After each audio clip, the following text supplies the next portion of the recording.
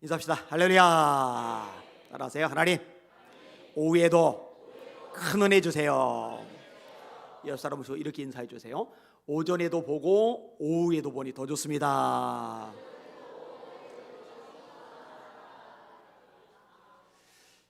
그리스도인의 특징이 있죠. 예수님의 다시 오심, 재림을 기다리는 자, 특징이죠. 여러분, 열처녀 비유 알잖아요. 신랑이 온다고 하는데 신랑이 오기를 기다리지 않는 처녀, 말이 안 되는 거예요. 예수님이 신랑이고 우리가 신부인데 신랑 대신 예수님의 오심을 기다리지 않는다. 아무 생각도 관심도 없다. 그 예수 믿는 사람일 수가 없는 겁니다. 여러분, 예수님의 오심을 기다리셔야 됩니다. 사실 한국교회는 재림신앙이 뚜렷했죠. 낮에나 밤에나 눈물 머금고 내 주님 오시기만 고대합니다. 가실 때 다시 오마 하신 예수님, 오 주여 언제나 오시렵니까? 낮이건 밤이건 예수님 빨리 오시기를. 이 고대하는 이 재림신앙, 종말론적인 신앙, 이게 초대 예루살렘 교회 신앙이죠. 마라나타 인사잖아요. 아멘 주 예수여 오시옵소서. 자, 이렇게 주님의 재림을 기다리는 사람이라면 당연한 특징이 또 나와요. 그 주님의 다시 오심을 예비하는 자로 살아가야 되죠. 여러분이 그런 하나님의 사람들 되시기를 예수님의 이름으로 축원합니다. 따라합시다. 나는 재림을 기다리는 자이다. 한 번 더. 나는 재림을 예비하는 자이다. 이걸 잊으면 안 돼요. 이 종말론적인 신앙을 망각할 때 타락하는 거예요. 세상에 넋을 빼앗기는 거예요. 세상에서 먹고 마시고 놀고 누리고 여행 가고 신나고 재밌고 그냥 이런 것들만 온통 에너지가 가 있는 거죠. 여러분, 주님이 재림하실 것을 생각하면은요, 이 땅이 유한하다는 것을 떠올리게 돼요. 불타버릴 것이라는 것을 떠올리게 돼요. 사라져버릴 것이라는 것을 떠올리게 돼요. 그러면은 잠시 후면 불타버릴 건데 여기에 온갖 것을 다 쌓아놓으려고 올인할 이유는 없잖아요. 성경은 말씀합니다. 이 세상이나 세상에 있는 것들을 사랑하지 말라. 누구든지 세상을 사랑하면 아버지의 사랑이 그 속에 있지 아니하니 이런 세상에 있는 모든 것이 육신의 정욕과 안목의 정욕과 이생의 자랑이니 다 아버지께로부터 온 것이 아니요 세상으로부터 온 것이라. 이 세상도 그 정욕도 다 지나가되, 뭐라고요? 세상 어떻게 된다고요? 지나가되. 이 세상에 대한 정욕, 세상에 좋아 보이는 것들이 있으니까 욕심을 내죠. 매력적인 것들이 있으니까 정욕이 생기죠. 근데 그 정욕도 지나가되, 정욕의 대상이 되는 세상 자체가 사라져버리니까 정욕도 지나가는 거예요. 이 세상도 그 정욕도 다 지나가되 오직 하나님의 뜻을 행하는 사람은 영원히 거하느니라. 요한일서 2장 15절 16절 17절의 말씀이죠. 베드로서 3장 17절 말씀입니다. 따라합시다. 이제 하늘과 땅은 그 동일한 말씀으로 불사른 바 되기 위하여 보호하신 바 되었다. 자, 우리가 지금 보는 하늘, 우리가 지금 보는 땅, 이게 지금 보존되고 있어요. 언제까지 보존되고 있느냐? 예수님이 재림하실 때까지. 그럼 예수님이 재림하실 때는 어떻게 되느냐? 이 세상에서 우리가 보는 하늘, 땅은 불살라져요. 불사른 바 되기 위하여 간수하신 바 되었다. 이게 성경의 말씀입니다. 여러분, 잠시 불살라서 사라져 버리는데 거기에다가 영원히 살 것처럼 쌓아 놓은 곳에만 올인한다? 이거는 불가능해지는 거거든요. 여러분, 분명히 말합니다. 예수님 오십니다. 예수님 곧 오십니다. 주께서 호령과 천사장의 소리와 하나님의 나팔로 친히 하늘로 쫓아 강림하시리니. 그리스도 안에서 죽은 자들이 먼저 일어나고 주님이 재림하실 때 예수 믿다 죽은 사람들이 부활하는 걸 표현하는 거거든요. 여러분, 예수님 재림 전에 혹시 세상을 떠나시거들랑 예수님이 재림하실 때 부활에 동참하실 수 있기를 바랍니다. 계시록에 의하면 이 사람들을 복이 있다고 그래요. 첫째 부활에 참여하는 자라고 말해요. 모든 세상 사람들이 다 부활하는 게 아니에요. 예수님이 재림하실 때 그리스도 안에서 죽은 자들만 부활해요. 이걸 첫째 부활이라고 한다니까요. 나머지 사람들은 부활하지 못하다가 마침내 최종적으로 부활하는데, 그때 그들의 부활은 복이는 부활이 아니에요. 왜냐? 하나님의 백보자 심판대 앞에서 심판받아 지옥에 떨어지기 위해서 부활하는 거니까. 참 불쌍한 거죠. 자, 죽은 자들이 먼저 일어나고, 그러면은 예수님이 재림하실 때 아직 살아있어요. 그 사람들은 어떻게 되느냐? 구름 속으로 끌어올려 공중에서 주를 영접하게 하시리니 그리하여 우리가 항상 주와 함께 있으리라. 들림 받습니다. 우리가 잘 아는 용어 휴거 되는 거예요. 여러분, 저는 제가 아직 숨이 붙어 있을 때 예수님이 오시기를 기다리고 있어요. 그리고 예수님이 재림하실 때 저는 들림 받을 겁니다. 요즘 살이 많이 빠져서 잘 올라갈 것 같아요. 여러분, 여러분들도 한 분도 빠짐없이 들림 받을 수 있길 주의 이름으로 축원합니다. 그때 남아있을 사람 아멘.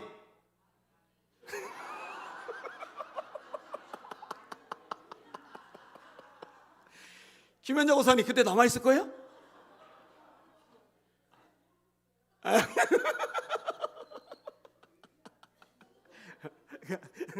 정신을 바짝 차리고 설교를 들어요. 남아있을 사람 아멘 했더니 아멘.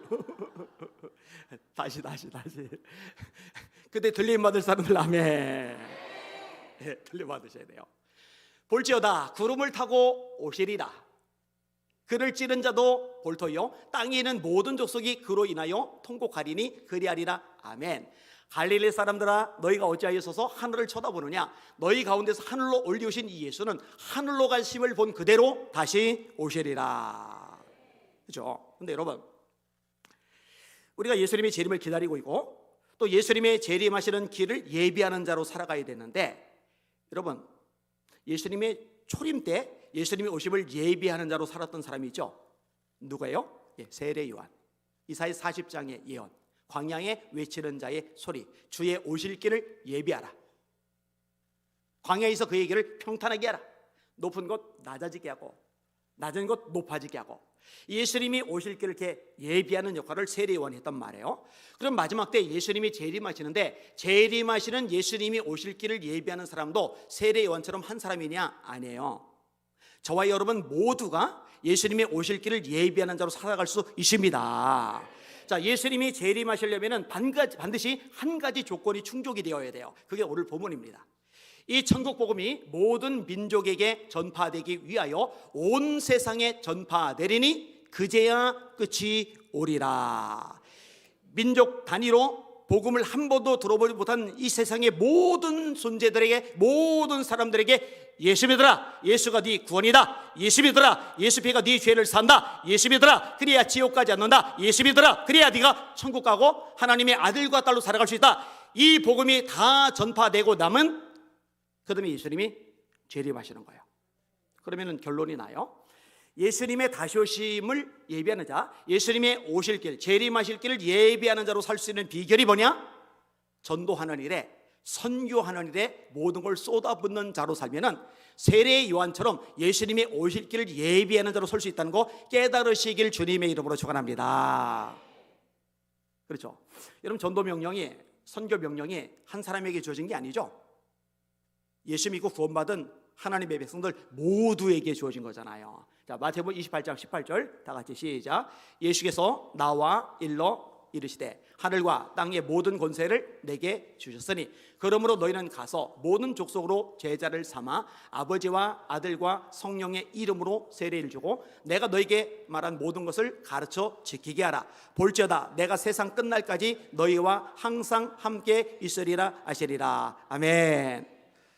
제가 이거 너무 유명한 구절이래 암송을 따로 안 시켰더니 따로 암송시켰던 구절들보다도 오히려 못하는 분들이 많네요. 이것도 한번 해야 되겠다. 마태복음 28장 18절에서 20절까지 말씀. 자, 그 다음에 마가복음 16장 15절 외우시는 분들 다 같이 시작. 너희는 온 천하에 다니며 만민에게 복음을 전파하라. 믿고 세례를 받는 사람은 구원을 얻을 것이요 믿지 않는 사람은 정죄를 받으리라. 믿는 자들에게는 이런 표적이 따르리니 곧 저희가 내 이름으로 귀신을 쫓아내며 새 방언을 말하며 뱀을 집어 올리며 무슨 독을 마실지라도 해를 받지 아니하며 병든 사람에게 손을 얹은즉 나으리라 하시니라. 예수께서 이 말씀을 마치시고 하늘로 올려주사 하나님 우편에 앉으시니라. 제자들이 나가 두루 전파할세 주께서 함께 역사하사 그 따르는 표적으로 말씀을 확실히 증언하시니라.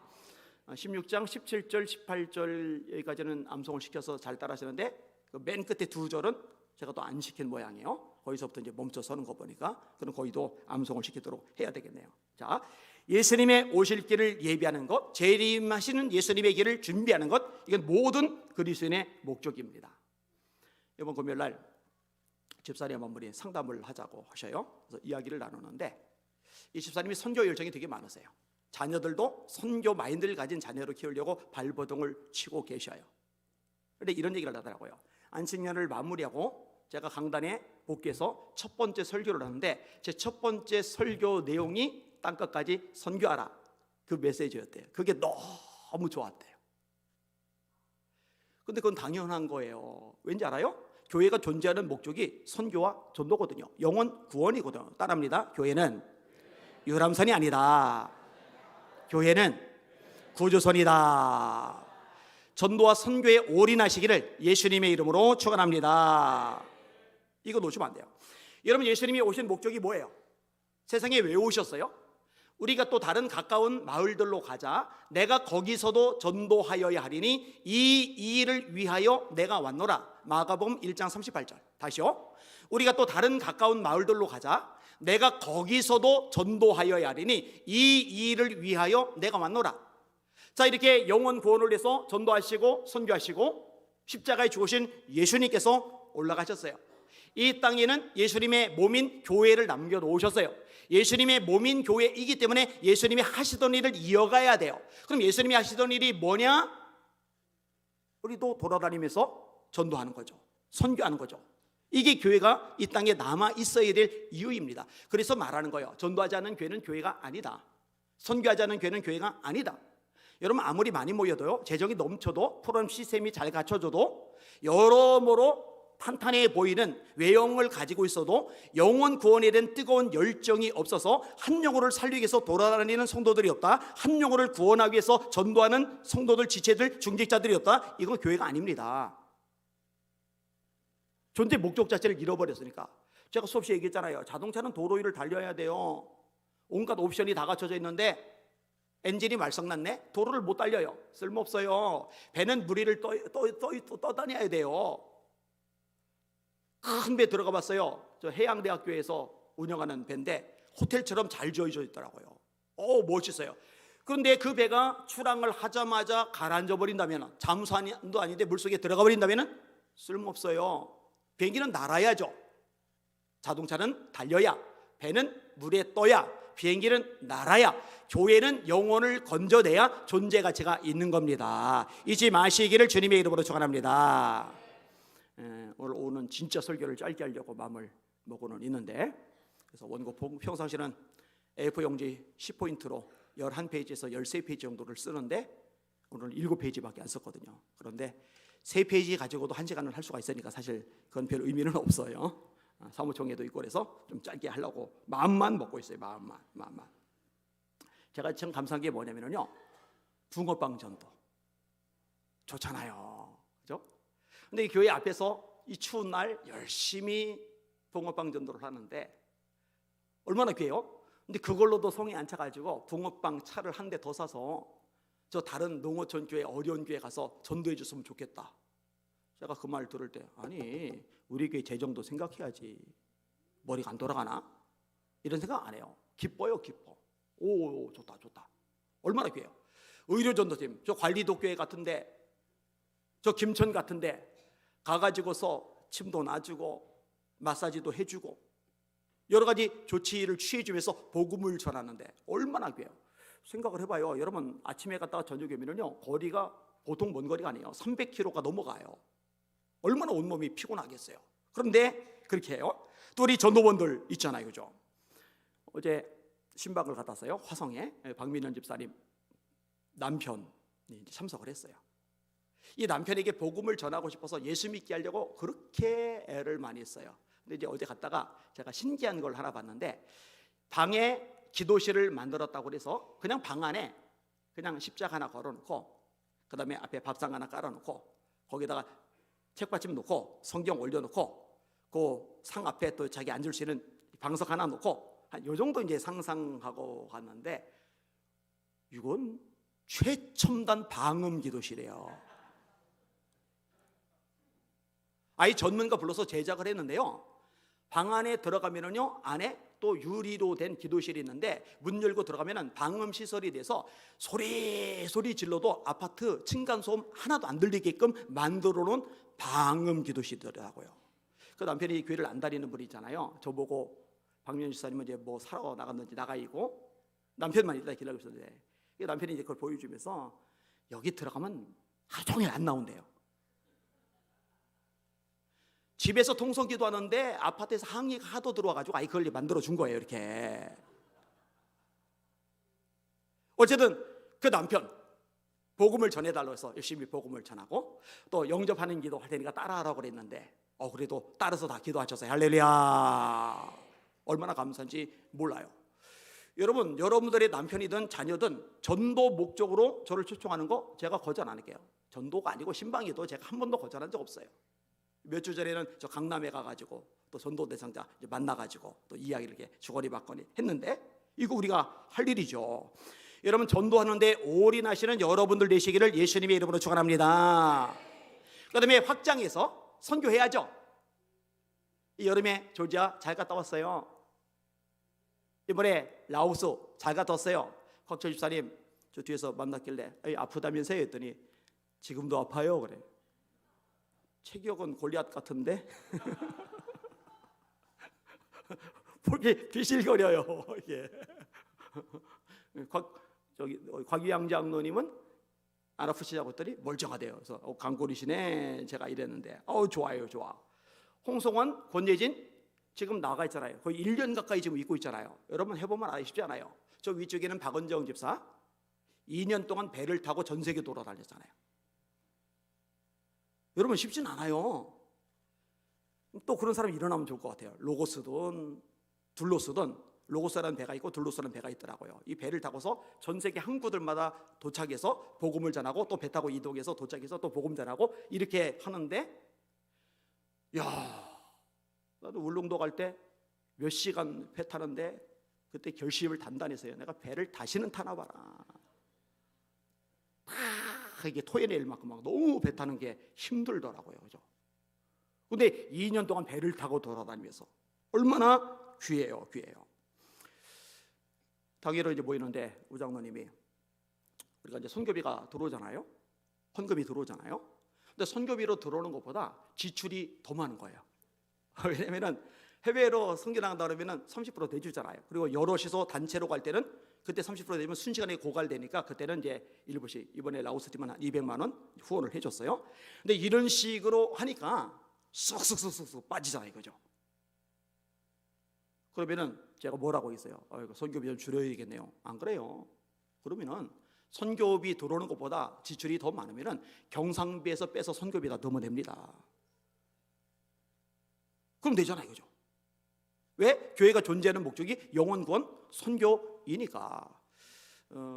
사실은 저는 이제 부교육자들을 좀 이렇게 잘 대우를 해주고 싶은 마음이 있어요. 그래서 부교육자들 이렇게 좀 올려서 얘기를 했는데, 동교를 했으면 좋겠다고 해서, 그럼 저는 그런 건 또 받아들이거든요. 그런데 그 와중에서도 느린 게 있어요. 지난번에 오셨던 눈이 잘 안 보이시는 목사님, 농촌교회에서 교인이 지금 한 명도 없어요. 이런 데 도와야죠. 그래서 거기 후원하기로 했어요. 또 한 분은 군부대 교회. 여러분, 김영삼 대통령 때 군 목소리를 너무 줄여버려가지고요, 장로 대통령이 바보짓을 하셔가지고요, 교회들은 많은데 목사님들이 모자라요. 근데 이 모자란 교회들을 내버려 줬잖아요. 군인들이 모여서 예배드리고 말씀을 들어야 구원받는데, 그러니까 민간인 목사님들이 가가지고 땜빵 하듯이 거기서 사역을 해요. 그런데 문제는 뭐냐? 군목 목사님은 국가에서 월급이 나오는데 이렇게 본인이 나 군부대 사역 관심 가지고 일해야겠다, 젊은 애들에게 복음 전해야겠다 이렇게 간 분들은 사례비가 없어요. 그래서 이런 사역하시는 목사님에게 또 이번에 추가를 했어요. 여러분 이건 잘한 겁니다. 우리 감사의 박수 한번 합시다. 할렐루야. 그리고 제가 궁극적으로 꿈꾸는 게 있는데 그게 뭐냐면요, 우리 교회가 자체 선교 시스템을 갖추는 거예요. 우리 선교부장인 조지영 집사님 보고도 짧게 얘기를 하긴 했었는데, 지금은 우리가 자체 시스템이 갖춰져 있지 않기 때문에 각각 다른 단체를 통해서 파송될 수 있지만, 우리 교회가 이게 갖춰지면은 자체적으로 훈련을 시키고 파송하고 돌아오고 보고하고 다시 파송하고 돌아오고 보고하고, 이게 원활하게. 그래서 예수님 재림 전에 교회가 일사불란하게 이 일을 해서 움직이는 교회로 서기를 원하거든요. 그렇게 되게 하실 줄 믿습니다. 그렇게 돼야 돼요. 그리고 여러분이 담임 목사는 또 바울처럼 바나바처럼 다니면서 곳곳마다 말씀을 전해야죠. 일을 해야죠. 제가 올해도 태국에 다녀왔어요. 태국에 갔더니 참 할 일이 많더라고요. 신학교 가서 신학생들에게 강의를 해요. 20대 초반밖에 안 된 아이들인데 거기는 기독교인이 너무 적어요. 불교 국가잖아요. 그러다 보니까 예수님을 믿는 것도 쉽지 않은데 신학생이 되었다라고 그러면은 집안으로부터, 지역사회로부터 굉장히 왕따가 되는 거예요. 근데 그런 그들에게 제가 자부심을 심어줬어요. 한국은 교회도 많다, 교인도 많다, 신학생도 많다. 근데 여기는 너무 적지만 그만큼 하나님이 값지게 여기시고 이건 영광스러운 직임이다 이러면서 이제 말씀을 전해주고, 또 교회들 다니면서 복음을 전하고 이런 일 하는 거죠. 그 다음에 남미, 제가 쿠바라는 나라 갔었거든요. 또 남미 페루라는 나라 갔었거든요. 가면은 목사님들을 이렇게 모아요. 그리고 세미나를 인도해요. 근데 여러분 이런 데 갈 때는요, 비행기 값을 안 줘요. 강사비 없어요. 그 비행기 값을 목사님들, 같이 가는 목사님들이 다 준비를 해가는 거예요. 그 다음에 비행기 값만 준비하느냐? 아니요. 여러분 쿠바는 공산주의 국가입니다. 지금 박해를 심하게 하지는 않지만 사실 목회자들이 월급을 제대로 못 받아요. 그러니까 제가 교회라고 방문을 했는데 예배당이 있는데 예배당 뒤쪽에 우리가 있어요. 이게 뭔가 했더니 돼지들이 있어요. 돼지를 키우는 거예요. 이 돼지를 키워서 그걸로 먹고 살면서 목회를 하는 거예요. 이런 목사님들이 모인다, 숙박시설에 모인다, 그 다음에 음식 먹을 걸 마련한다, 죽었다 깨도 불가능합니다. 그러면 어떡하느냐? 5명의 목사님들이 같이 가는데 가시는 목사님들이 재정을 준비해 가지고 와서 그들이 먹고 마시고 숙박하고 이 모든 비용을 싹 대주면서 훈련시키는 거예요. 근데 이걸 해야 돼요. 왜 해야 되느냐? 해야지 말씀에 바로 설 수가 있기 때문입니다. 그러니까 아프리카 카메룬 쪽에서도 요청을 받았는데 못 가요. 왜 가야 되느냐? 목사님들이 성경에 서 있지를 못해요. 근데 교회는 막 일어나요. 성도들은 많아져요. 근데 자기 딸이 목사 딸인데 이슬람 교인에게 시집을 보낸다든지, 이번 주일은 비가 내리니까 말라리아 걸리지 않도록 주일 예배 오지 말라고 광고를 한다든지, 야곱도 아내가 넷이었으니까 목사도 아내를 넷 구해야 된다고 아내를 넷둔다든지. 그러니까 목회를 하기는 하고 목사직 하기를 하고 교인들도 점점 늘어나기는 하는데 성경 말씀으로 하질 않아요. 그러니까 목사님이 그런 얘기 하더라고요. 개별적으로 나가서 선교해서 한 사람 예수 믿게 하는 것 중요하지만 이보다 더 시급한 문제가 뭐냐? 그 현재는 목회자들 모아놓고 말씀으로 철저하게 무장시키는 작업이 필요하다. 이 일도 해 나가야 되겠죠. 이런 바울과 바나바가 선교하러 나가요. 그럼 안디옥 교회가 기도해주고 후원을 해요. 그 다음에 빌립보 교회가 기도해주고 후원을 해요. 이렇게 후원하고 지원해주는 빌립보 교회를 향해서 바울이 이렇게 말을 합니다. 빌립보 사람들아, 너희가 알거니와 복음의 시초에 내가 마게도냐를 떠날 뒤에 주고받는 내 일에 참여한 교회가 너희 외에 아무도 없었느니라. 데살로니가에 있을 때도 너희가 한 번뿐 아니라 2번이나 나 있을 것을 보내었도다. 내가 선물을 구함이 아니요 오직 너에게 유익하도록 풍성한 열매를 구함이라. 따라합시다. 너에게 유익하도록 풍성한 열매를 구함이라. 이거 무슨 얘기냐면요, 내가 아쉬워서 너희를 보고 내가 선교 다닐 때 후원하라고 말하는 게 아니야. 너희를 위해서 너에게 풍성한 열매가 맺어지기 위해서 내가 이야기를 하는 거야. 왜? 하나님의 말씀을 곳곳에 전하는데 협력하는 거거든요. 또 이렇게 말합니다. 에바브라 내게는 모든 것이 있고 또 풍부한지라 에바브로디도 편에 너희가 준 것을 받음으로 내가 풍족하니. 따라합시다. 이는 받으실 만한 향기로운 제물이요 하나님을 기쁘시게 한 것이라. 사람 눈치 안 보는 바울이지만 참 대담하다고 생각이 들어요. 이들이 헌금을 했단 말이에요. 에바브로디도가 이 헌금을 받아가지고 바울에게 가져다 줬단 말이에요. 그들에게 편지를 쓰면서 너희들 나한테 보낸 이 사역을 위한 헌금은 말이다, 하나님이 받으실 만한 향기로운 제물이야. 제물이 뭐예요? 번제, 속죄제, 속건제, 화목제, 소제, 그때 드려지는 그걸 제물이죠. 하나님의 제단 앞에 드려지는 제물, 얼마나 대단하고 값진 겁니다. 값진 겁니까? 그런데 선교를 위해서 드린 그 헌금을 가리켜서 하나님께 드리는 향기로운 제물이야, 이렇게 이야기를 하는 거예요. 그러면서 그들을 복비로 줘요. 나의 하나님이 영광 가운데 그 풍성한 대로 너희 모든 쓸 것을 채우시리라. 총회장님을 만났는데 총회장님이 일본에를 같이 가재요. 일본에 같이 가자는 이유가 뭐냐, 350명 정도 선교사들이 모여서 선교사 대회를 연대요. 근데 강사가 3명이 필요해요. 근데 강사비를 일본 측에서 주느냐? 안 해요. 비행기 값을 일본 측에서 주느냐? 안 해요. 여기서 가는 목사님들이 비행기표를 마련해 가는 거예요. 그리고 그냥 가는 게 아니에요. 셋이 가는데 한 사람당 1,000만 원씩 준비를 해서 가는 거예요. 그럼 그 3,000만 원 가지고 350명의 선교사님들이 숙박하고 거기 지내는 동안 필요한 거 제공하고 그 사이에 말씀과 기도로 계속 훈련시켜주는 일을 하는 거예요. 근데 제가 총회장님 보고 저 지금은 다리 때문에 못 움직입니다 그랬어요. 이번 올해죠, 3개월 전에 9월 달에 독일에서 이제 연합 집회를 인도해 달라고. 얼마나 귀한 일이에요. 독일에 있는 교회들이 같이 모여서 집회를 열어요. 여기도 마찬가지예요. 강사비 없어요. 비행기 값 안 대줘요. 준비를 해서 가야 되는 거예요. 근데 아킬레스건 끊어지는 바람에 이것도 못 간다고 했어요. 그 다음에 내년 초에 코스타가 있어요. 유럽은 코스테라고 그러죠. 유럽에 있는 대학생들이 한 자리에 집결을 해요. 어마어마하게 모여. 프랑스에서도, 네덜란드에서도, 영국에서도, 독일에서도, 폴란드에서도 이 유학생들이 대규모로 모여서 집회를 하는데 저보고 주강사로 와서 말씀을 전해달라고. 이런 요청은요, 웬만큼 규모 있는 교회 목사님들이라면 다 원하는 그런 강사 요청이에요. 그만큼 값어치가 있어요. 근데 저는 너무 욕심나는 거예요. 이 젊은 유학생들 해외 유학까지 갔으니 어쨌든 대한민국이든 세계 각 지역이든 흩어져서 한몫들 할 수 있는 가능성이 있는 애들이잖아요. 이 애들에게 말씀을 제대로 심어준다면 얼마나 가치 있는 일일까. 그래서 이제 마음이 앞서가지고 가겠다고 했는데 의사 선생님 얘기 들어보니까 비행기 타고 10몇 시간 갈 수 있는 상황은 또 아니에요.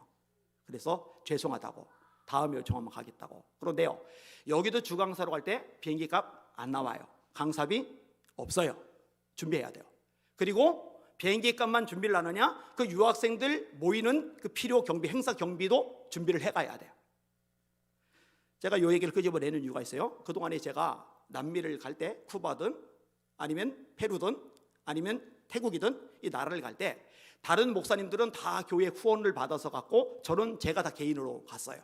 그래서 저는 이걸 오히려 자랑스럽게 자부심을 가지고 생각을 했었는데 이거는 고쳐야 되겠다라고 판단을 했어요. 이거는 교회적으로 유익이었구나. 교회가 한 마음이 돼서 함께 기도해주고 함께 지원해주고 이런 시스템으로 가는 것이 하나님을 기쁘시게 하는 것이고 하나님께 심어서 거둘 수 있는 것이고 하나님의 복을 받을 수 있는 길이고 아까 표현한 대로 하나님이 받으시는 향기로운 제물이 되는 겁니다. 질문할게요. 여러분들, 제가 전 세계 다니면서 코로나 이후로 또 다치고 나서 많이 지금 약해져 있는 상황이긴 하지만 그럼에도 불구하고 다시 하나님께서 길을 열어주시면 전 세계 다니면서 교회를 살리고 목회자를 깨우고 영혼들 구원하는 역사를 이룰 텐데 전력을 다해서 지원하시고 기도하실 분들, 그런 마음이 있으신 분들, 그런 분들만 아멘. 그렇게 힘을 모아주시기를 주님의 이름으로 부탁을 드립니다. 그렇게 되셔야 됩니다. 이거 말고도 뭐 할 얘기가 많이 있는데 이쯤 정리를 하도록 하겠습니다. 자, 교회적으로 성도들적으로는 전도부, 전 성도의 전도부와 붕어빵 전도도 하고 의료 전도도 하고 복지 전도도 하고 할 수 있는 대로 다 해요. 우리 이면수 집사님 난민 전도한다고 그러더니 기다리는데 아직 소식이 없어가지고 난민 전도도 하고, 할렐루야, 전도합시다. 전도합시다. 옆 사람 모시고 웃으면서 얘기했어요. 우리 전도합시다. 자, 따라합시다. 성전에 있든지 집에 있든지 예수는 그리스도라 말하기와 전도하기를 쉬지 아니하니라 해야죠. 자, 그 다음에 확대해서 따라합시다. 선교하자. 선교하자. 역시 여섯 사람 보고 웃으시면서 얘기해 주세요. 우리 선교합시다. 그래서 유치원, 유초동부, 중고동부, 청년회, 남년도회, 여전도회 온 성도가 머릿속에 우리는 예수님의 재림을 기다리는 존재야. 그리고 오시는 예수님을 기다리려면 그분이 오실 길을 예비해야지. 이 천국 복음이 모든 민족에게 전파되기 위하여 온 세상에 전파되리니 그제야 곧이리라. 나는 예수님의 재림을 다시 오실 길을 예비하는 자야. 전도하자, 선교하자. 하나님, 우리 교회가 전도하는 교회, 선교하는 교회 되게 해주세요. 하나님, 한국 교회가 전도하는 교회, 선교하는 교회 되게 해주세요. 주님 재림이 가까운데 엉뚱한 곳에 시간, 인력, 에너지 낭비하지 말고 온 교회가, 한국 전체의 교회가 성령의 불로 타오르면서 이 전도와 선교를 해서 모든 걸 쏟아붓다가 그래서 구원받은 영혼들과 더불어 다시 오시는 예수님을 맞이하는 한국 교회가 되게 하여 주시옵소서. 이게 끝없는 우리 기도 제목이 되어야 돼요. 주일 오전 예배 때 제가 설교 전에 합심 기도할 때 이 내용이 한 번도 안 빠지죠. 남한과 북한이 연합해서 온 세상 곳곳에 가서 선교하는 한국교회 되게 하여 주시옵소서. 이 비전이란 말이에요. 여러분 앞에 나서 대표 기도할 때도요, 제가 말하죠, 비전이 공유되어야 돼요. 제가 하나님께 받은 비전은요, 제가 선포하는 것으로 끝나고 여러분이 귀에 들리고 끝나면 안 되고 여러분의 마음속에 새겨지고 여러분의 영혼 속에 새겨져서 여러분 대표 기도할 때도 줄줄이 나와야 돼요. 영혼권 세계선교, 이것이 영혼 속에 각인되어서 절대로 빠져나가지 않는 살아있는 성도들 다 되시기를 예수님의 이름으로 축원합니다.